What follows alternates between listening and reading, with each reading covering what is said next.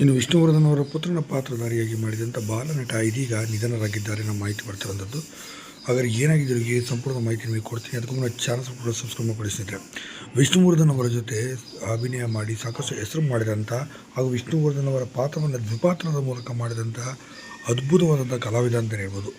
ಕೇವಲ ಆ ಸಿನಿಮಾಗಳಲ್ಲಿ ಮಾತ್ರವಲ್ಲ, ಬೇರೆ ಬೇರೆ ಸಿನಿಮಾಗಳು ಕೂಡ ಅಭಿನಯಿಸಿದಂಥ ನಿತಿನ್ ಗೋಪಿ ಅವರು ಇದೀಗ ವಿಧಿವಶರಾಗಿದ್ದಾರೆ.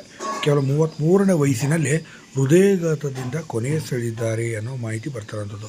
ಪತ್ನಿ ಮತ್ತು 2 ಮಕ್ಕಳನ್ನು ಬಿಟ್ಟು ಅಗಲಿದ್ದಾರೆ. ಇವ್ರನ್ನ ನೀವು 1994ರಲ್ಲಿ ಬಂದಂಥ ಹಲೋ ಡ್ಯಾಡಿ ಸಿನಿಮಾದಲ್ಲಿ ನೋಡಿರ್ತೀರಿ.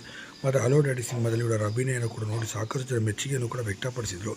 ಇಂಥ ಅದ್ಭುತವಾದಂಥ ಕಲಾವಿದ ನಟ ಇದೀಗ ನಿಧನರಾಗಿದ್ದಾರೆ ಅನ್ನೋ ಮಾಹಿತಿ ಬರ್ತಿರೋಂಥದ್ದು. ಸಿನಿಮಾ ರಂಗದಲ್ಲಿ ಇವರದೇ ಆದ ರೀತಿಯಲ್ಲಿ ಛಾಪನ್ನು ಮೂಡಿಸಿದಂಥ ನಿತಿನ್ ಗೋಪಿ ಅವರು ಈಗ ವಿಧಿವಶರಾಗಿರೋದು ನಿಜಕ್ಕೂ ಕೂಡ ಒಂದು ರೀತಿಯ ಆಘಾತಕಾರಿಯಾದ ವಿಚಾರ ಅಂತ ಹೇಳ್ಬೋದು.